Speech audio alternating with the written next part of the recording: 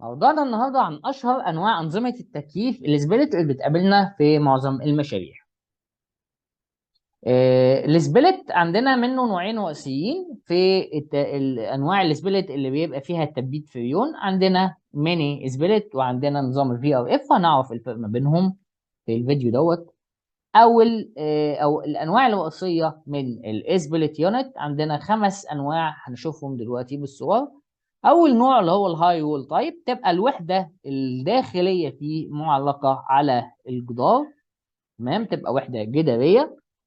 تاني نوع عندنا الفلور او سيلينج تايب، اللي هو بتبقى الوحده الداخليه ممكن مثبته او مرتكزه على الارض او تبقى معلقه في على الاسقف. ثالث نوع الفري ستاند تايب، ده بتبقى الوحدة الداخلية فيه عبارة عن زي دولاب مستند على الأرض، بيعمل عملية سحب للهواء من الجزء السفلي وبيعمل عملية ضخ الهواء البارد من الجزء العلوي، وده بيستخدم في المساحات الكبيرة زي المساجد والكنائس وخلافه. رابع نوع عندنا من الميني سبليت عندنا الكاسيت تايب، وده بنشوفه في مطاعم او في بعض المحلات. بيتم سحب الهواء من المنتصف وبيطلع من الاربع جهات او من الجهتين على حسب هو مخرج الهواء في وحدة، يعني 2 او 4. بيطلع الهواء من الجزء الخارجي اللي هو المحيط الخارجي. خامس نوع عندنا الدكتد كونسيلد تايب، ده بيبقى موجود فوق السقف المستعار، وبنشوفه اكتر في الفنادق، بيبقى بالشكل دوت. بيسحب الهواء من الجزء دوت عبر الضغط او حتى ممكن من غير ضغط، وبعد كده بيتم عملية التبريد في الوحدة، بيتم توزيع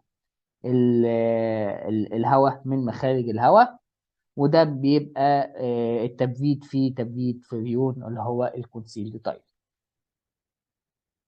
هندخل على النوع الفي او اف. الفي او اف ده ببساطه عباره عن نظام متطور اكتر، عباره عن وحده خارجيه كبيره متصله بعدد كبير من الوحدات الداخليه، وده بنلجأ له علشان ما نشوهش مثلا منظر الواجهه او منظر المبنى.